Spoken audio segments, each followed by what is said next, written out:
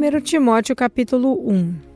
Eu, Paulo, apóstolo de Cristo Jesus, por ordem de Deus, o nosso Salvador, e de Cristo Jesus, a nossa esperança, escrevo a você, Timóteo, meu verdadeiro filho na fé, que a graça, a misericórdia e a paz de Deus o Pai e de Cristo Jesus, o nosso Senhor, estejam com você.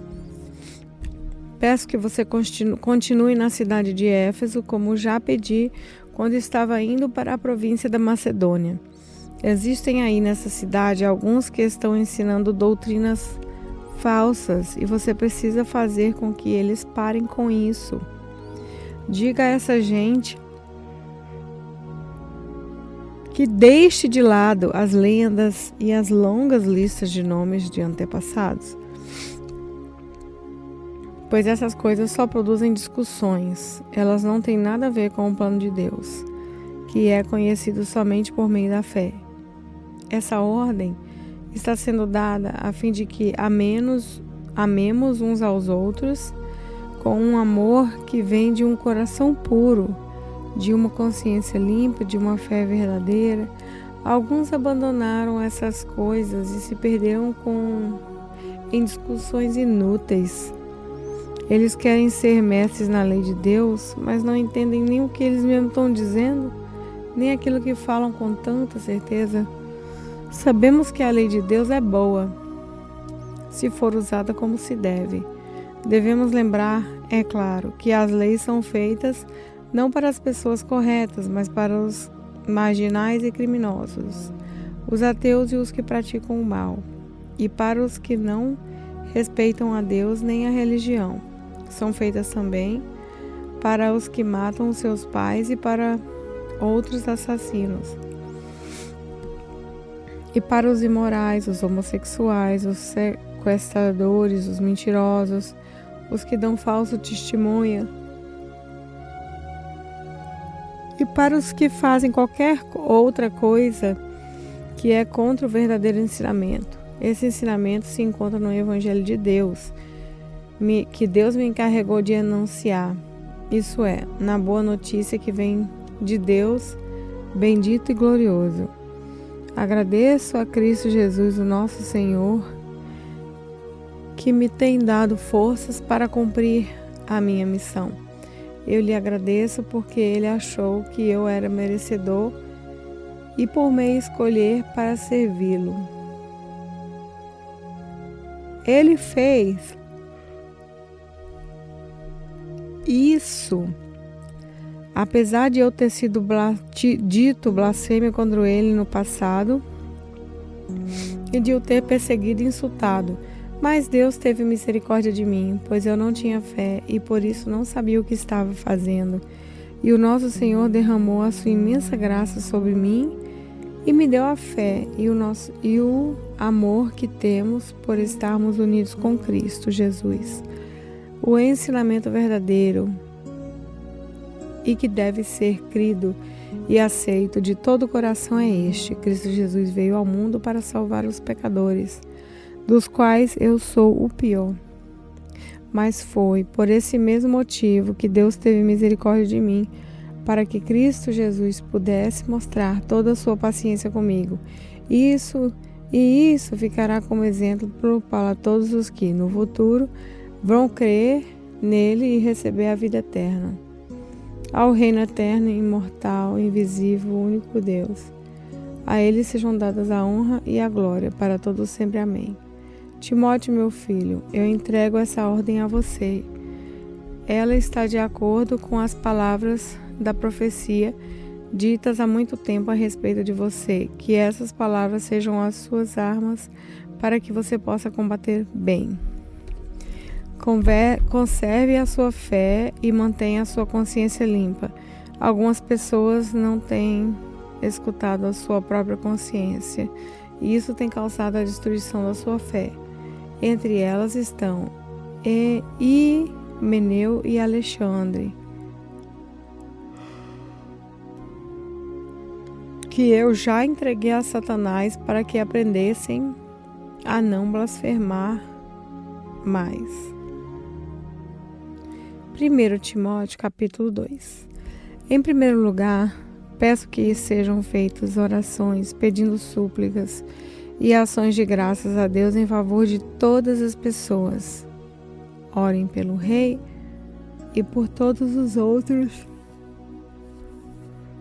que têm autoridade para que possamos viver uma vida calma e pacífica,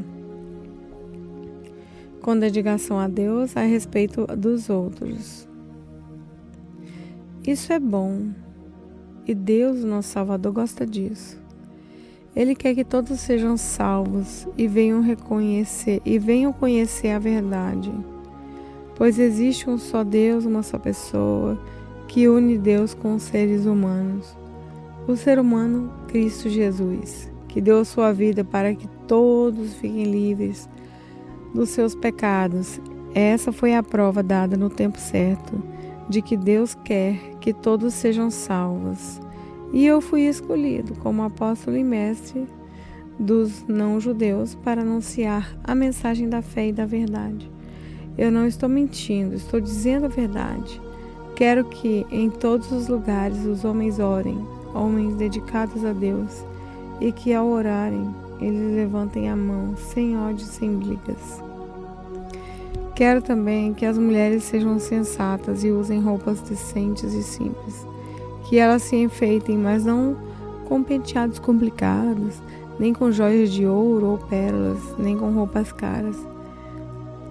Que se enfeitem com boas ações, como devem fazer as mulheres que dizem que são dedicadas a Deus. As mulheres devem aprender em silêncio e com toda humildade. Não permito que as mulheres ensinam ou tenham autoridade sobre os homens. Elas devem ficar em silêncio. Pois Adão foi criado primeiro, depois Eva. E não foi Adão quem foi enganado, a mulher que foi enganada, desobedeceu a lei de Deus. Mas a mulher será salva tendo filhos. A mulher será salva tendo filhos se ela, com pureza, continuar na fé, no amor e na dedicação a Deus.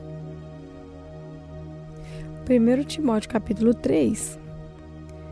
Esse ensinamento é verdadeiro. Se alguém quer muito ser bispo na igreja, está desejando um trabalho excelente. O bispo deve ser um homem que ninguém pode acusar de nada. Deve ter somente uma esposa, ser moderado, prudente e simples. Deve estar disposto a hospedar pessoas na sua casa e ter capacidade para ensinar. Não pode ser chegado ao vinho nem briguento, mas deve ser pacífico e calmo. Não deve amar o dinheiro, deve ser um bom chefe da sua própria família e saber educar os seus filhos de maneira que eles lhe obedeçam com todo respeito. Pois, se alguém não sabe governar a sua própria casa, como poderá cuidar da igreja de Deus? O bispo não deve ser alguém convertido há pouco tempo. Se for, ele ficará cheio de orgulho e será condenado como o diabo foi. É preciso que o bispo seja respeitado pelos de fora da igreja, para que não fique desmoralizado e não caia na armadilha do diabo. Do mesmo modo, os diáconos devem ser homens de palavra sério. Não devem beber muito vinho, nem ser gananciosos. Eles devem se apegar à verdade revelada da fé e ter sempre a consciência limpa. Primeiro devem ser provados e depois, se forem aprovados, que sirvam a igreja. A esposa do diácono também deve ser respeitável e não deve ser faladeira. Ela precisa ser moderada e fiel em tudo. O diácono deve ter somente uma esposa e ser capaz de governar bem os seus filhos e toda a sua família.